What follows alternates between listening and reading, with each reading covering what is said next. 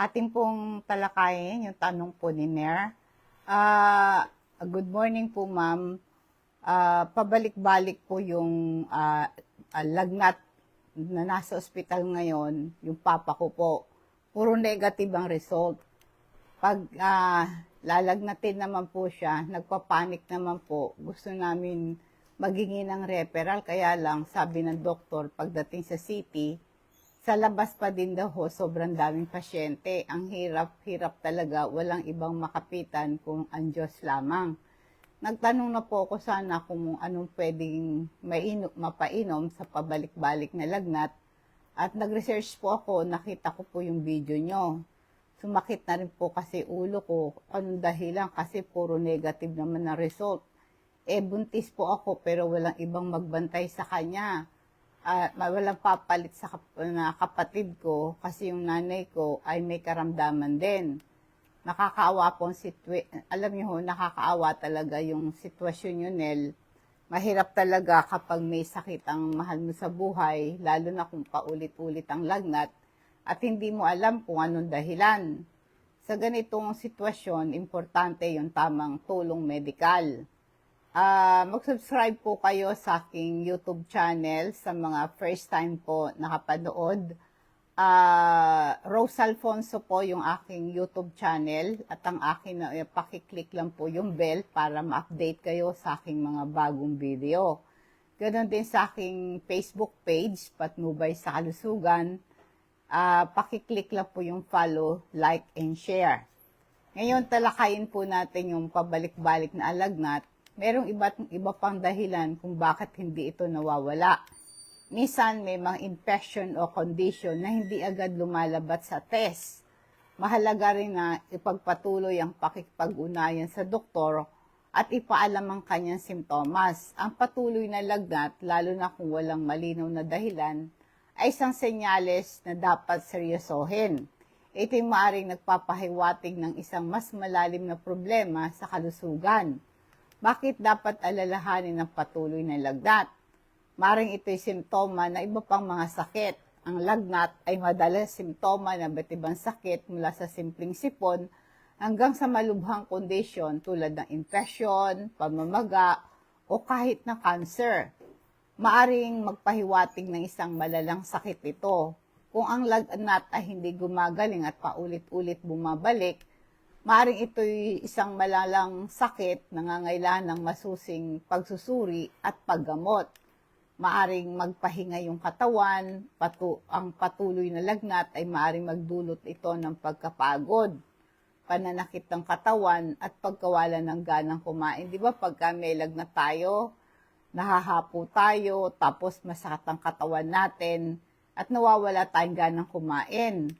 At maaring humina ang kanyang immune system, kaya madali itong kapitan ng iba pang sakit. Ang patuloy na lagnat, lalo na kung walang malinaw na dahilan, ay isang sinyalis na dapat itong bigyan ng pansin. Ito'y nagpapahiwatig na isang malalim na problema sa kalusugan.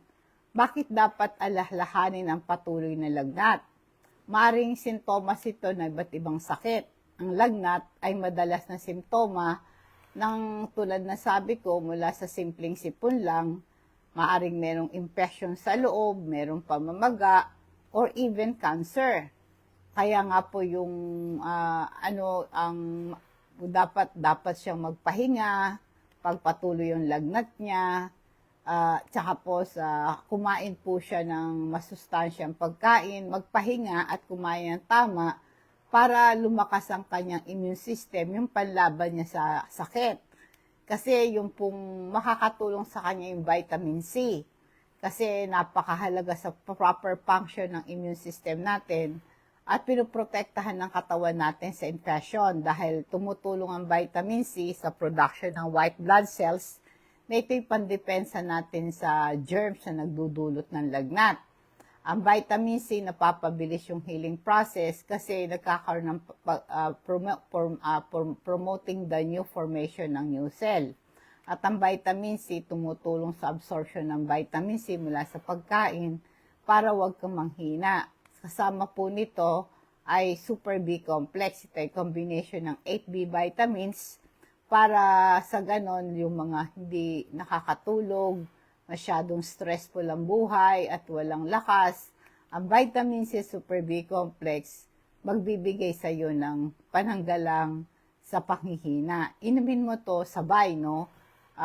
Once a day, 30 minutes bago mag-almusal kasi pareho silang water-soluble vitamins. Available po yan sa Patnubay, no? Pwede kayo magpa-deliver niyan.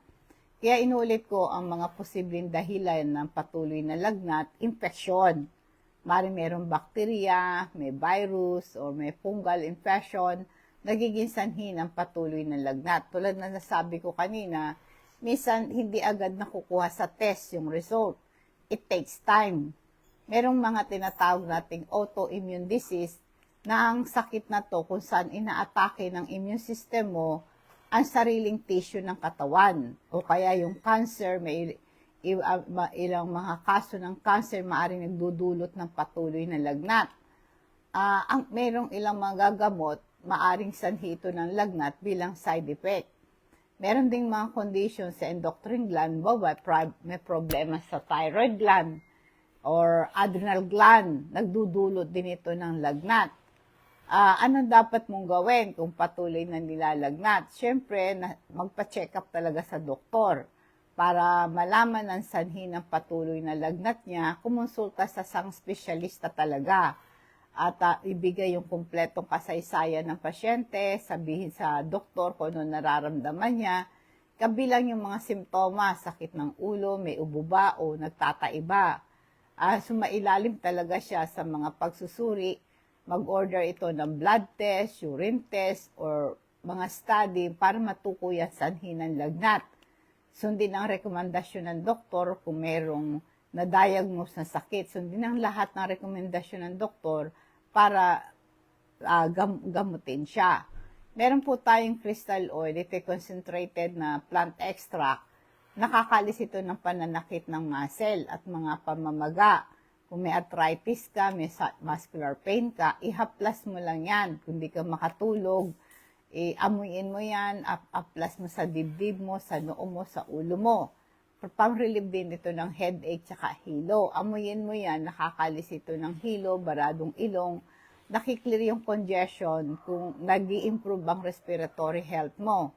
Ito'y natural remedy sa mga shoulder pain, may pangkalmanting effect yan sa kabag, bloated ang tiyan, masakit ang tiyan, nare-relieve din yung pagsusuka. Di ka rin kakagatin ng lamok, ayaw ng amoy niya ng lamok. Paggalangkati mo, pagka nakagat ka ng lamok, para maiwasan po yung mga magka-dengue ka, magpahid po kayo ng crystal oil. Available yan sa Patnubay, pwede kayo magpa-deliver niyan.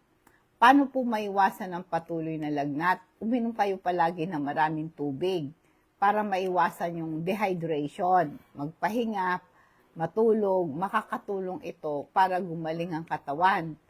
Kumuha ng mga over-the-counter na gamot tulad ng paracetamol para magbaba ng lagnat at mabawasan ang sakit ng katawan. Magsuot ng mga maluwag na damit, makatulong sa pagbaba ng temperatura mo. At maglagay lagi ng malamig na tuwalya sa noo upang mapababa ang lagnat mo. Panatiling malakas ang immune system mo, kumain siya ng masustansyang pagkain. Kailangan magpahinga siya ng sapat. At syempre, mag-practice ito ng maayos na kalinisan, hugasan na madalas ang kamay, lalo na kung bago kumain at pagkatapos gamitin ang banyo. Iwasan ng mga taong may sakit kung maaari. Iwasan ng taong may sakit para mabawasan ang panganib na mahawa. Magpabakuna laban sa karaniwang sakit tulad ng trangkaso at pneumonia. Tandaan, ang impormasyon na ito ay pangkalahatan lamang, hindi dapat gamitin bilang kapalit ng payo ng isang doktor. Kung meron kang anumang alalahanin tungkol sa iyong kalusugan, magpakonsulta ka sa isang doktor. Ngayon naman, dahil ikaw ay yung nagbabantay nga sa tatay mo, makakatulong talaga para ma-regulate yung temperature niya. Lagi mo siyang painumin ng tubig. Pag masatang ulo niya, siguraduhin mo na yung tamang dosage ng paracetamol ang ibigay sa kanya at walang contraindication para sa kanya. dapat komportable yung kanyang kapaligiran, kung ang paligid niya, no, hindi naman sobrang init at nagpapalala ng lagnat yan. Yung komportable, yung well-ventilated, yung kwarto niya, malinis, hindi marumi, hindi masikip, basta maliwalas yung tinutulugan niya. Bigyan siya ng magaan na pagkain, ang papa mo, mga sopas, mga lugaw, makakatulong sa kanya. Huwag po yung karne, yung mahirap matunaw, kailangan yung mga sopas lang, mga lugaw lang. Tsaka obserbahan mo ang kanyang sintomas, ipaalam mo agad sa doktor. Kung may bagong sintomas, ipaalam, dapat makipag-ugnayan lagi sa inyong doktor. Mahalaga rin maghanap ng pagkakataon, makakuha ng mas detalyadong tulong mula sa ibang espesyalista kung kinakailangan. Huwag mo rin siyempre kalimutan magdasal, humingi ng tulong sa Diyos, nandiyan siya sa ganyang pagkakataon. Ingatan kayo at mabawi sana ang lakas ng papa mo sa madaling panahon. Paalala po sa activated charcoal, ito po ay meron siyang antibacterial property. Ito po ay pumapatay ng mga bakterya sa bituka, lalo na po kung kinakabag ka, nagtatai ka, meron kang loose bowel movement. Ito po gamot sa pamprevent ng hangover, drug overdose. Pagka nalasong ka, very effective po yung sa activated charcoal. Meron po akong kaibigan, dami niyang alagang aso. Lagi siyang nag-order sa akin ng activated charcoal. Pagka nagsusuka na, nagtatai na yung aso niya, binibigyan niya, hinahaluan niya ang activated charcoal yung tubig na iniinom. Nakakaigi po sa aso niya. Ang activated charcoal tumutulong mag-absorb ng gas at toxin sa bituka. Kaya nakakatulong para mawala ang bad breath dahil nag-absorb itong bacteria toxin sa bibig. Yan po'y available sa patnubay. Ikaw na sabi mo nga buntis ka, nagbabantay ka sa tatay mo may lagnat. Lalo na sabi mo, walang malinaw na dahilan yung lagnat niya. Ang patuloy na yung lagnat, tulad na sabi ko, maaring magdulot ito ng panganib sa kalusugan, ng buntis, no? Alam nyo kasi yung infection risk, maaring hindi nakikitang infection ng taong may lagnat, maaring mailipat sa buntis kahit na ang test ay negative pa. Stress pa yan sa buntis. Ang pag-alala mo, pag-aalaga sa taong may sakit, maaring makaapekto sa kalusugan ng buntis. Maaring panganib din yan sa fetus. Ang lagnat, alam mo, ang matas na lagnat ay maaring ito'y mapanganib sa baby. Kaya kung maari, kung meron kang magagawang paraan, wag ka laging nakabantay sa father mo na siya may lagnat, tapos ikaw'y buntis ka, kawawa naman yung baby mo, at baka makakontak pa siya ng bakterya at mahawa ka, kawawa yung baby mo. Paalala po sa omega-3 fatty acid, ito'y nakakareduce sa panganib sa heart disease, nakakababa ito ng BP, nakakababa ng cholesterol, naiwasan ang heart attack, stroke, at saka cardiac arrest. At nakakalis ng lapot ito ng dugo. Nare-reduce yung inflammation. Merong anti-inflammatory properties ng omega-3, tumutulong para ma-reduce yung bara sa mga ugat at na-improve ang blood flow. At kung meron kang pamamaga ng kasukasuan, may arthritis ka, yung mga simptoma na arthritis sa mga inflammatory condition like rheumatoid arthritis, maganda po yung omega-3. Ipaalam niyo po sa akin yung pangalan, address at CP number niyo kung gusto niyo magpa-deliver ng ating mga health products. Padi-deliver ko po yan sa rider, cash on delivery. I-charge po sa inyo ang shipping fee.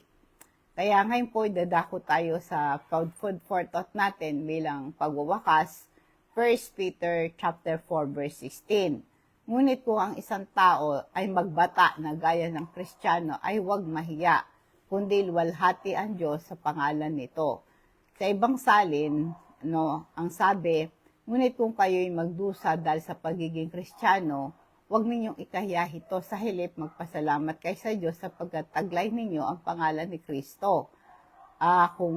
Kaya sabi nga sa halip na tayo po ay manghina, ito'y nagpapaalala sa atin na tayo mga Kristiyano, huwag tayong matakot o mahiya, magdusa dahil sa ating pananampalataya. Sa halip, ipagmalaki ang pangalan ni Kristo at magpasalamat sa Diyos dahil sa pagkakataong ito, upang magpatotoo kayo sa Kanya. Magandang gabi po, nawa pong pagpapala, patnubay ng Diyos sa sumatin, and God bless us.